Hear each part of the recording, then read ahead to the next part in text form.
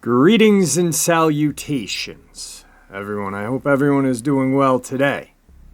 Today I have a pretty good assortment of encounters to share with you. Before we get into those encounters, though, a couple links. As you know, I rely on Patreon, my PayPal, and my merch store to help the channel to continue to grow and go. Those links are in the description below.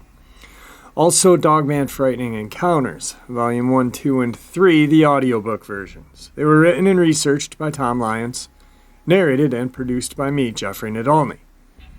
Those audiobooks are available on Audible, Amazon, and iTunes. The links to them are also in the description as well. Now, everyone, I have taken far too much of your time. Let's get on with today's upload, shall we? Something I'd like to point out. Cryptozoology is not an exact science. It's a science based on speculation, theory, first and second-hand accounts. For the last couple of days, I've gotten some subscribers commenting on my theory, saying my theory is wrong. Well, theory is never wrong because it's neither wrong or right. That's what makes it theory. I encourage everybody to really come up with your own theory. Sit down, research this, listen to as much as you can, and create your own theory. Take what you get from different places and just, compile it all together. Throw away what doesn't fit in your theory or put it aside. And that's what makes this science so great. So I just wanted everyone to kind of hear that, because whether your theory doesn't agree with mine or mine doesn't agree with yours or yada, yada, yada, it doesn't make either one right or wrong. In my eyes, there is no expert. There are people who have done it for a very long time, but no expert. There is no cryptozoologist expert, regardless of who you are or what foundation you started or what you've done. You're just producing theories that make sense. Moving on. Today's first encounter. I was driving down to my home in East Naples, Florida from Long Island, New York. I left that morning at 6:30 in a rental car from the airport. I was driving non-stop, just gassing up. I had made it to the Florida border in about 13 hours using Google Maps to navigate. It took across the East Coast to west to the Interstate 75 on 40 through Ocala National Forest.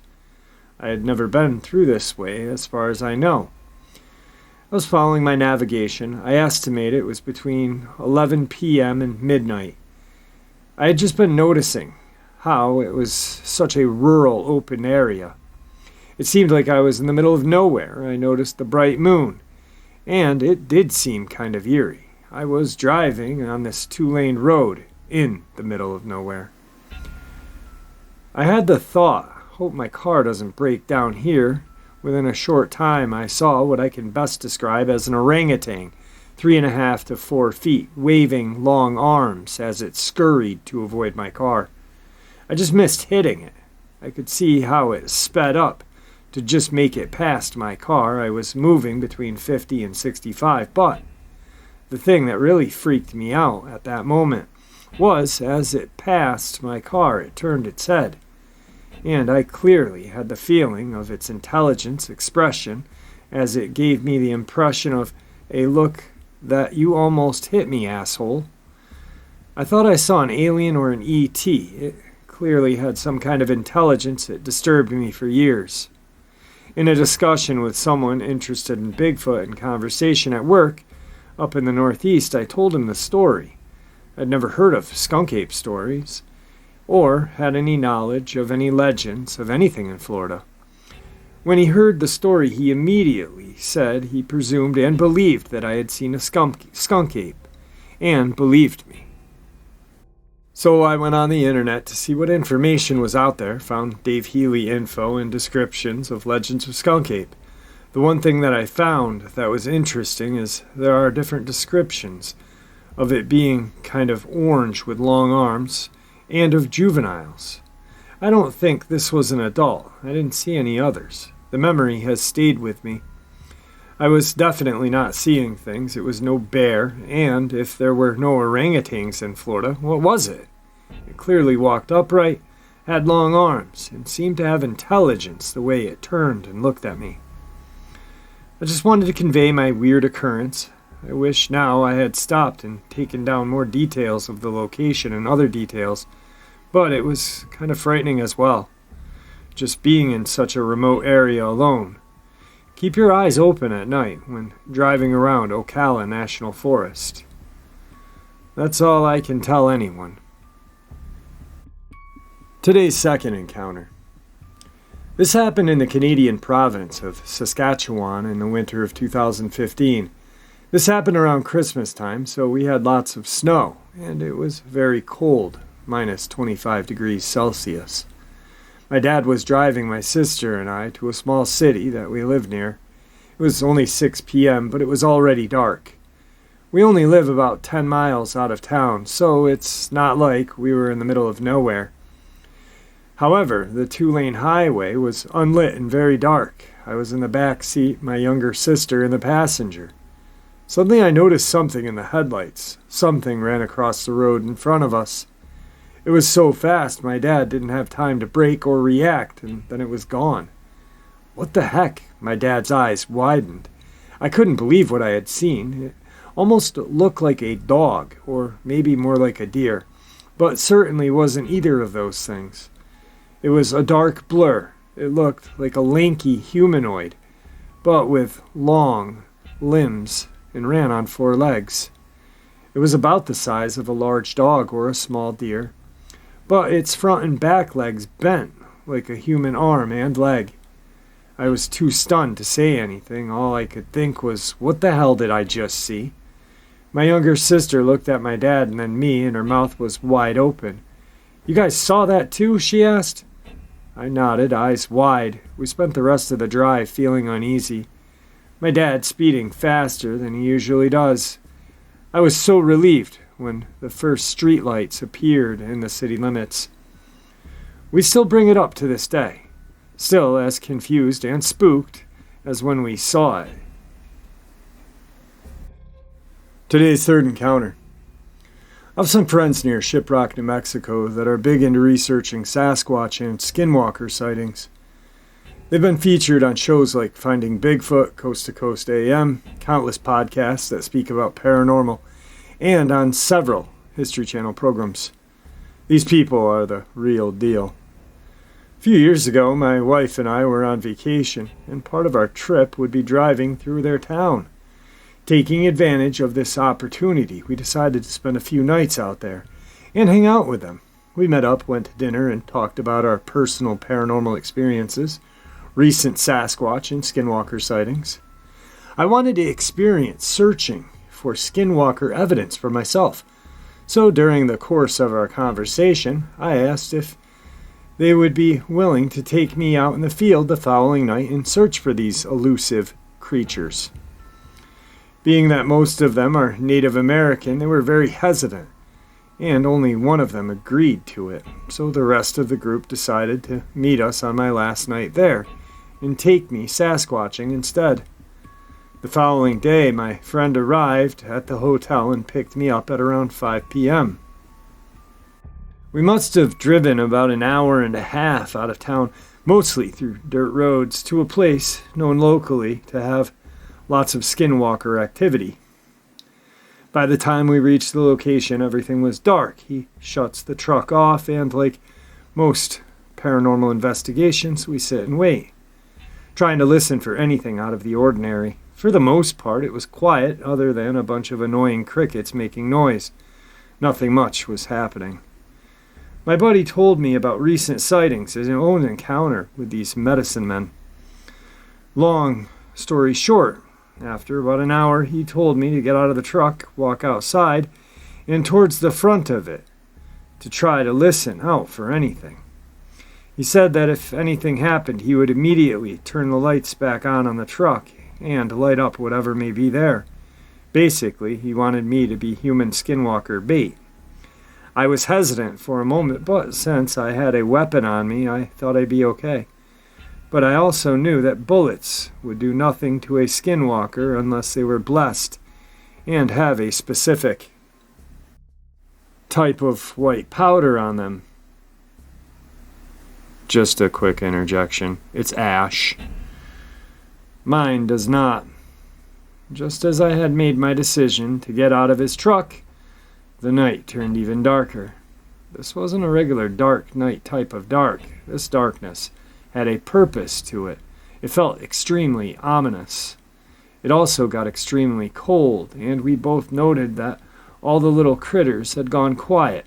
After hesitating for a while, I decided to open the truck door to get out. But as I did, I had my foot ready to touch the ground, and we heard a loud whistle. It wasn't a distant whistle like the air brings towards you. This was right next to us. It sounded like it was inside the cab of the truck. Obviously, I thought someone had snuck up on us, or that my buddy was trying to screw with me. But when I looked at him, he had turned completely white. The expression on his face had totally changed. Seeing him that afraid naturally freaked me out and put me on high alert. I tried to snap him out of it. He seemed frozen in place. The whistling continued a couple of times, and I was screaming at my friend at this point. Eventually he came to his senses and began to react to what was happening around us. He then immediately turned his truck back on. We grabbed our flashlights and looked all over the place to see what the hell was out there, but of course we found nothing. Feeling nervous and him being native, we decided to leave that place right then and there. The next day, he and a few friends picked me up again and took me out at night to search for Bigfoot out at Shiprock Mountain. While investigating, we found what's known in the field as a Bigfoot nest. Inside of the nest were tons of dried out eaten animal carcasses and bones, mostly deer. As we were trying to figure out what lived there, we suddenly heard a loud Sasquatch yelp. It wasn't a coyote or a mountain lion type of yelp. This yelp was felt in our bones. You could literally feel the vibration in your chest. Of course, we all started searching around to see what the hell it was. I didn't see anything, but two of my partners saw something moving up on the ridge. They were scared enough to draw and cock their weapons. About 10 minutes later, we began to hear several footsteps all around us. We couldn't see who or what it was because it was really dark, even with our flashlights turned on. After hearing these footsteps getting closer and less afraid of us, we ended up leaving that area ASAP. These are my personal experiences, and they are 100% true. I don't expect anyone to believe me. Today's fourth encounter. It was 2007. I was 18 years old. I grew to know about the Dogman and really didn't believe it was real. I had played in the woods a lot as a young child. One warm fall day, my boyfriend, myself, and two friends went to see my grandmother at our family cabin. When we got there, my two younger cousins were there as well. They wanted to walk down to the river, so we all went, leaving my grandmother to have some quality time by herself without the boys. As we walk up the hill, the boys wanted to race the two older boys. So, when we got to the start of the trail going to the river, all four boys lined up and I yelled, "Ready, set, go." As the boys ran down, us girls, we started yelling, "Run, faster, who's gonna win?" Just then a huge buck came from nowhere, and my boyfriend grabbed one of the younger boys out of the way. I saw the buck and looked to see where it had come from. See, my family is very into hunting, and we hadn't been quiet by any means. This deer should have heard us long before we were close, and run off before we saw it. As I looked where it came from, I couldn't believe what I was seeing. It was like my brain and eyes were fighting to make sense of what was happening. A huge black dog standing on two legs was standing there. It looked like a man with a dog's head. It wasn't looking at me, it was looking at my boyfriend. It looked to be out of breath, like it had been running. I looked at my boyfriend and he was looking at it, but the others were watching the deer, and when I looked back to see it run back down the hill, I ran up to my boyfriend. His eyes were wide, and he looked at me, and all I could say was, "Yeah, I saw it too." The younger boy and our two friends did not see it, so we went to the river and back to the cabin. We left, and me and my boyfriend really didn't talk about it. Later that night, some more friends came over, and all of the boys wanted to play Guitar Hero. As they played, I took a picture of them. Now my boyfriend and I live in a farmhouse, a very old farmhouse. The windows are floor-to-ceiling windows. They are about 6 to 7 feet tall. In one of the pictures, you can see my dog lying on the floor sleeping, and all of the boys are in the picture. Well, it was about a week or two after the picture was taken, and a friend wanted to see the pictures I had taken that night, so I put them on my laptop. She was looking at them when she yelled for me and my boyfriend to come. She had zoomed in, and in the corner top of the window was a dog's face with its mouth open. We couldn't believe it. After she left, my boyfriend and I sat there looking at it. Had to think, did this thing follow us? Did it find us? Was it mad about the deer? This was terrifying. Before anyone bites my head off, the picture is not available. I don't even have it, so don't bite my head off. Today's fifth encounter.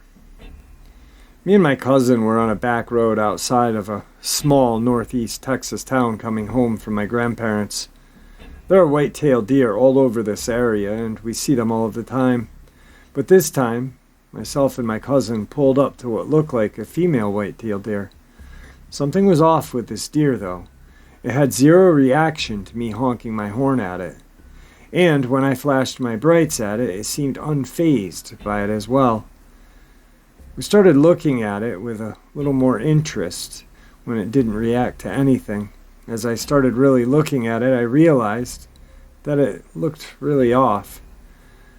The deer-looking creature was a little taller than a Great Dane with legs like a whitetail, but it didn't have deer hooves, and its torso looked about half the length of a regular doe. Its head was shaped like a deer, but it was bent irregularly, and it had jagged, sharp-looking teeth. I'd really like some feedback. This really freaked me and my cousin out. And today's final encounter. Back around 20 years ago or so, there was going to be a full moon right at Halloween. Not like this year when it was dead on, but close enough for government work, as we say around here. There's a place a little way from my house, maybe 20-minute walk, where I and my friend Dee had previously had some unusual experiences. I'll discuss those sometime later. To set the scene, there's an open field that used to be a farm field right next to Pigeon River. The field reaches about 100 yards from the river to a sudden wooded upslope. These woods go for probably a mile or so before it butts up against a major highway. If you go up the slope maybe 30 yards from the very center of that field, you'll find an old wet weather pond turned swampy area. The swampy area is probably 75 yards wide and a good 120 yards deep going back into the woods. This area sits in a natural valley. You go up the slope to get to it on one side, and the other 3 sides are sloped going up, fairly steep ones at that. It's the only flat place once you leave the field. Being that it was going to be a full moon and Halloween, Dee and I decided to go see what would happen up there. We figured we would find something, and boy, were we ever right. We decided that midnight was the best time to be there. If nothing was happening, then surely something would as the night went on. So about 11:30 we set off. Like I said, it's a full moon, not a cloud in the sky, so it was easy to follow the trail. Not that I hadn't traveled it 100 times when I was little. This had been one of my favorite places to play. We got to the middle of the field almost exactly at midnight. When we looked up the hill toward the swamp, we realized that there was a glow up there. Yeah, it was a full moon on a cloudless night, but this light was different. It was more orange, like a lantern light, and it radiated from the swamp area. It was immediately obvious that this was not the moonlight. The woods were silent except for a faint whispering. I tell you what I believe was happening, and I don't care if anyone believes me or not. The light we saw was from lanterns, and lots of them. The whispering was voices in low, pleasant conversation. There was a festival going on up in those woods, and who do I believe it was? The little folk. Plain and simple, and you'll never convince me of otherwise. They were having a party to celebrate the day, and I don't believe they were in our, plane of existence maybe. I think they were in their own realm. Because of that day and the moon cycle had somehow overlapped with our own. My friend and I could only stand there for a long time and stare in silence. Like I said, I knew instantly what was happening up there, and I think they did as well. And the longer I stood there, the more I wanted to go into those woods. I was fascinated, excited, and terrified all at the same time. But in the end, I could not force myself to take that walk. To quote H.P. Lovecraft, the oldest and strongest emotion of mankind is fear, and the oldest and strongest kind of fear is fear of the unknown.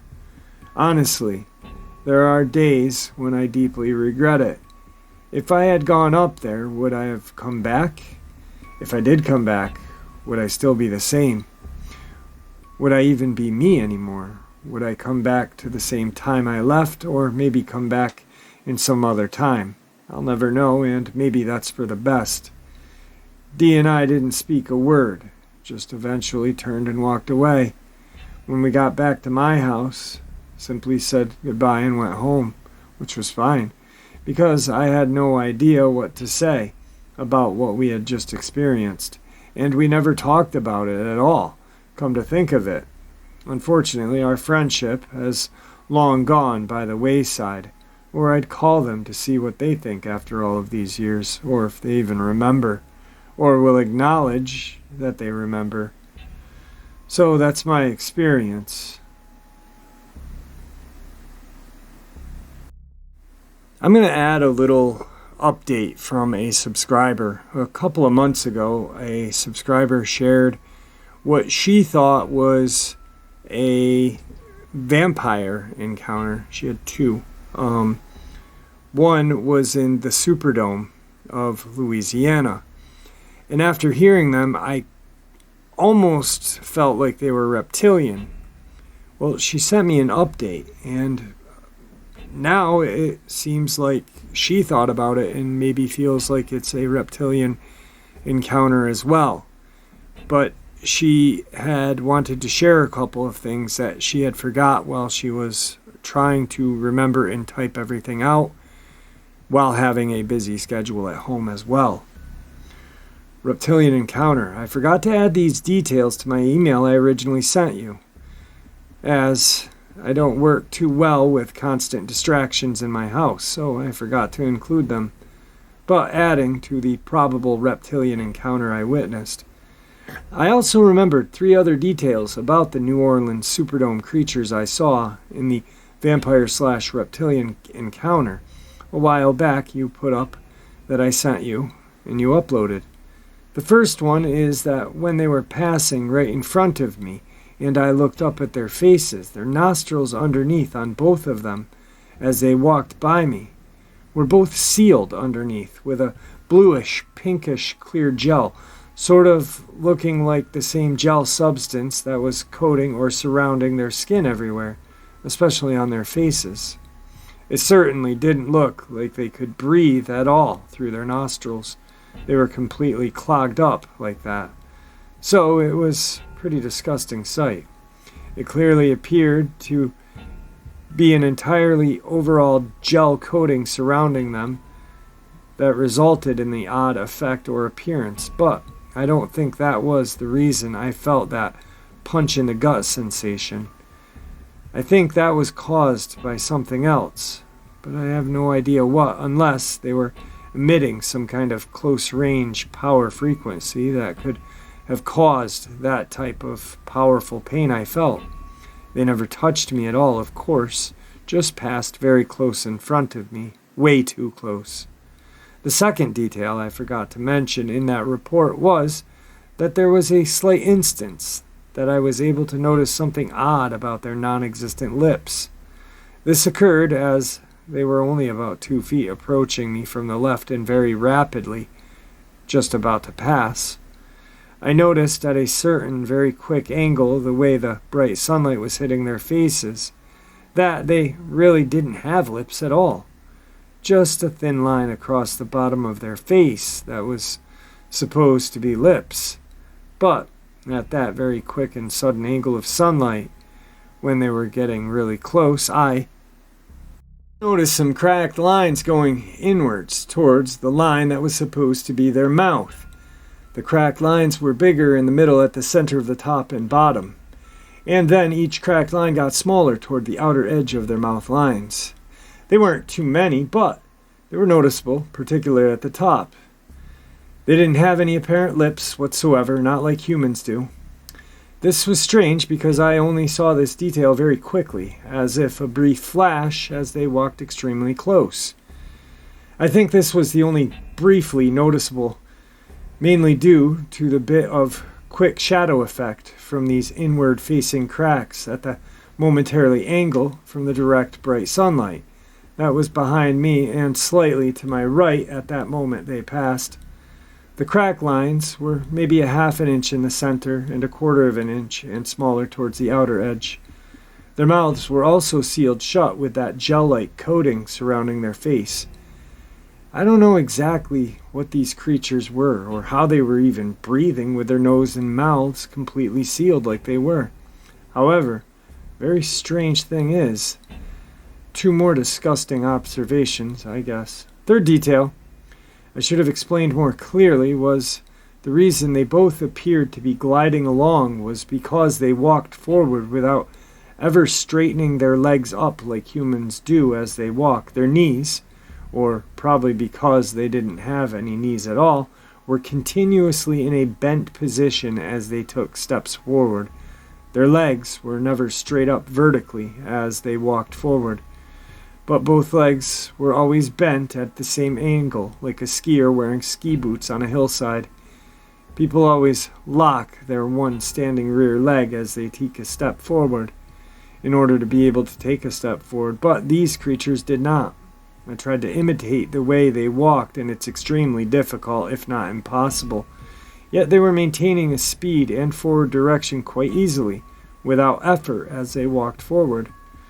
This was their natural walking position, and it was definitely not a human gait. That's the reason their head position was so level and even as well. So, you're probably correct in your assessment that these were indeed reptilian creatures, and that, my friend, I witnessed. I think the cracked mouth lines reinforce that assumption pretty well. But because I am not familiar with them and never saw anything like them before, and thank goodness for that, I really have no clue what they were at all. Yeah, wow. I don't know if you guys remember that for the new people. This lady had 2 encounters. One was at her house. and one was at the Superdome. And as she saw these two creatures, she got a very hard punch in the stomach, but she didn't. Like, it was just that pain. No one touched her. They walked directly in front of her at close proximity. They did not touch any other people. They just gone through. Initially, she thought they were vampires, which, you know, they could have been. I'm not saying that they were definitely a reptile or a vampire. But just after hearing the story, it made me feel like they were reptilian. So, I don't know. But then hearing this, I know this is going to sound stupid, but I got thinking about that movie Blade with Wesley Snipes and Stephen Dorff and Chris Christopherson. And Stephen Dorff was Deacon Frost. And he wanted to be like the Daywalker. Well, he put like this goopy sunscreen on his face one time when he met Blade in a park, which this goopy stuff that she's talking about reminded me of that. So I don't think we'll ever know what these things were. I was about 90% positive they were reptilian, but after this, I'm about 80% positive they were reptilian. But that's what I mean, theory and speculation, guys. You gotta love it. It's not an exact science, and that's what I think makes it so fun. I literally could sit down all day and just discuss cryptids, paranormal, unidentified flying objects, this and that. Anything that has anything to do with the paranormal. So, I don't know. But thank you guys for always tuning in and listening. You guys are the channel, the heart and soul. I appreciate your support. With that, I'm going to bid you farewell. Be kind to each other and see ya!